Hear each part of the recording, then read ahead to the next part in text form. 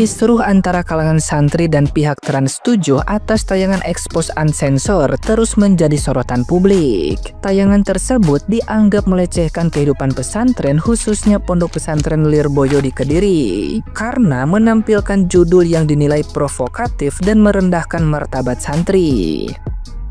Di tengah gelombang seruan boikot terhadap Trans 7, Ustadz Abdul Somad turut angkat bicara melalui akun Instagram pribadinya. Ia mengunggah potret bersama Kiai Haji Kafabihi Mahrus dari Lirboyo dan menyinggung konsep mazhab cinta sebagai simbol hubungan mendalam antara santri dan kiai. Dalam pandangannya, cinta dan hormat santri kepada guru spiritualnya bukanlah sesuatu yang bisa dijelaskan dengan logika semata, melainkan perasaan yang lahir dari hati dan pengabdian tulus. Ustadz Abdul Somad menggambarkan mazhab cinta itu melalui kisah klasik Kais dan Laila tentang cinta yang melampaui nalar manusia. Menurutnya, begitulah rasa santri kepada kiai sulit dipahami oleh mereka yang tidak pernah merasakannya. Ia juga menyinggung kerasnya dunia pertelevisian, tempat para pekerja sering terjebak dalam tekanan, kritis dan tuntutan hierarki sehingga kehilangan kepekaan rasa. Ulasannya sontak menuai banyak dukungan dari netizen yang berbakti yang turut memahami kedalaman hubungan spiritual antara santri dan kiai. Bagi banyak orang, ungkapan Ustadz Abdul Somad menjadi pengingat bahwa nilai adab, cinta, dan penghormatan tidak bisa diukur oleh logika media, melainkan hanya bisa dirasakan oleh hati yang hidup dalam keikhlasan. Nah, gimana nih menurut netizen yang terhormat? Silahkan berkomentar ya. Aku gak ngerti ya, padahal dulu Trans 7 itu termasuk stasiun televisi yang islami banget. Ada program Islampedia, ada program yang rukiah-rukiah itu, terus ada program Khazanah Islam, pengetahuan tentang Islam. Pokoknya Trans 7 itu bagus banget, keislamannya bagus. Deg, hari ini 360 derajat berbalik, malah membuat program yang intinya itu ya menurunkan harkat derajat Islam, terutama pendidikan Islam di pesantren dengan gaya bahasa yang tidak tepat dan terkesan merendahkan. Bingung. Tolong dong Trans 7 kembalikan lagi Trans 7 yang dulu ada Islampedia, ada Khazanah Islam, bukan malah menghina Islam. Tayangan Trans TV soal kehidupan para santri di pesantren itu memicu kemarahan para santri dan juga dari pihak pondok pesantren. Gerakan ini berujung pada ajakan untuk memboikot stasiun TV nasional tersebut. Tentu gerakan ini memicu pro dan kontra di kalangan masyarakat ya. Kalau masyarakat yang pro menganggap bahwa apa yang ditayangkan Trans TV ini itu sudah ada unsur menghina dan melecehkan kiai dan pondok pesantren. Tapi ada juga pihak-pihak yang merasa bahwa apa yang ditayangkan oleh Trans TV ini sebuah tayangan fakta gitu loh. Apa yang terjadi memang benar-benar terjadi dan itu bukan fitnah. Sebenarnya konten-konten atau tayangan-tayangan yang berkaitan dengan agama di Indonesia ini memang sensitif banget gitu, apalagi kalau menyenggol ritual ataupun tokoh-tokoh agama tertentu, karena memang ya buat sebagian orang Indonesia ini agama adalah segalanya ya, jadi kayaknya rawan banget kalau untuk disenggol. Walaupun mungkin yang diberitakan atau yang diucapkan atau yang dikonten itu adalah sesuatu yang memang terjadi, benar-benar terjadi di dalam lingkungan sekolah agama tersebut. Kalian pasti masih ingat kan soal kasusnya Pak Ahok dulu yang sampai di penjara dan gagal menjadi gubernur Jakarta gara-gara ucapannya yang juga menyerempet ayat sebuah kitab suci gitu. Nah, itu sebenarnya bisa kita jadiin pelajaran ya, bahwa ya udahlah, nggak usah lah nyerempet-nyerempet agama, apalagi orang-orang di Indonesia ini kan menganggap agama itu kan memang sesuatu yang sangat penting, sesuatu yang sensitif, sesuatu yang tidak bisa diotak-atik siapapun gitu.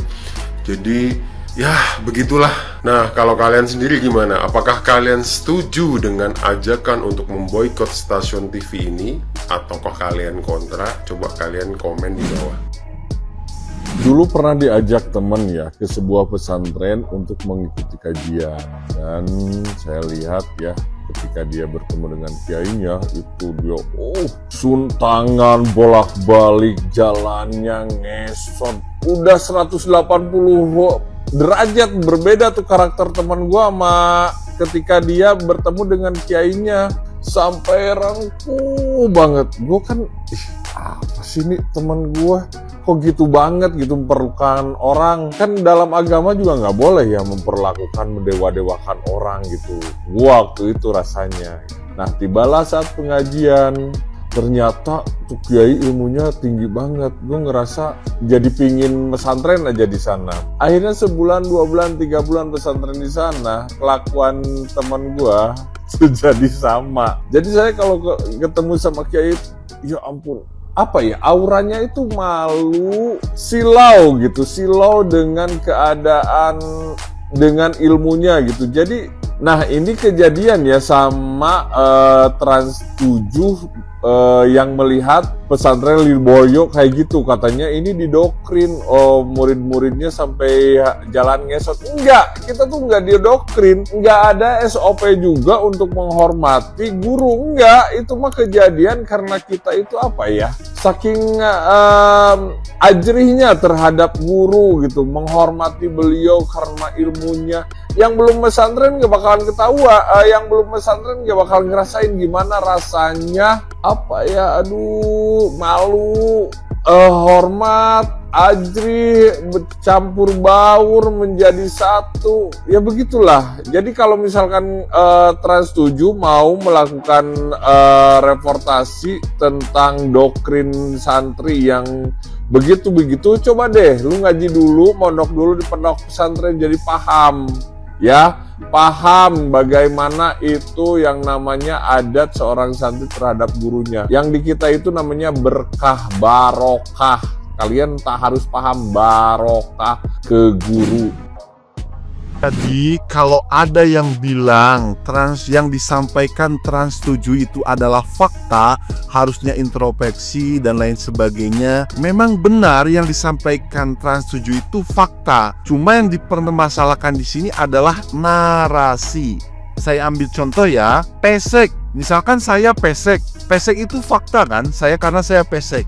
Tetapi dengan narasi yang berbeda, pesek itu bisa menjadi konotasi positif dan bisa menjadi konotasi negatif. Contoh, bilang nih, orang pesek di Indonesia lebih dicintai pria-pria ataupun wanita-wanita bule. Itu narasinya begitu ya. Atau yang kedua, pesek itu adalah aib untuk bangsa Indonesia. Menggunakan dua narasi. Tetapi yang satu mengharumkan nama baik Indonesia, yang satu akhirnya menjelekkan nama baik Indonesia. Padahal sama-sama tentang pesek, tentang fakta yang disampaikan itu fakta, tetapi kan dengan narasi yang berbeda melahirkan satu konotasi juga yang berbeda. Jadi tolong pahami ya, yang disampaikan Trans 7 itu beneran fakta, cuma yang dipermasalahkan itu narasinya. Teruntuk Trans 7 dan para pemburu rating yang lupa adab. Kamera itu seperti mata. Ia bisa melihat tapi belum tentu memahami. Mikrofon itu seperti telinga. Ia bisa merekam tapi belum tentu mendengar dengan hati. Dan narasi, ia seperti lidah, bisa bicara tapi belum tentu jujur. Ketika Trans 7 menyorot pesantren, mereka membawa kamera tapi lupa membawa rasa. Mereka merekam gerak tapi tak menangkap makna. Mereka melihat santri jongkok saat minum, lalu menyimpulkan lucu, aneh, kuno. Padahal yang mereka lihat hanyalah gerakan, yang mereka lewatkan adalah alasan. Jongkok itu bukan soal posisi tubuh. Ia adalah simbol bahwa nikmat harus disambut dengan rendah hati. Bahwa air bukan sekedar cairan tapi amanah dari langit. Bahwa tubuh bukan mesin tapi titipan yang harus dijaga dengan adat. Mereka menyebut amplop untuk kiai sebagai transaksi. Padahal itu bukan jual beli. Itu seperti menaruh bunga di makam orang tua. Bukan karena wajib tapi karena cinta. Amplop itu bukan harga ilmu. Ia adalah kudukan dari umat yang tahu diri. Mereka bilang kehidupan pesantren tak masuk akal. Tapi akal macam apa yang menilai mana hanya dari gaya? Pesantren itu seperti akar, ia tak terlihat di permukaan, tapi tanpanya pohon bangsa ini akan tumbang.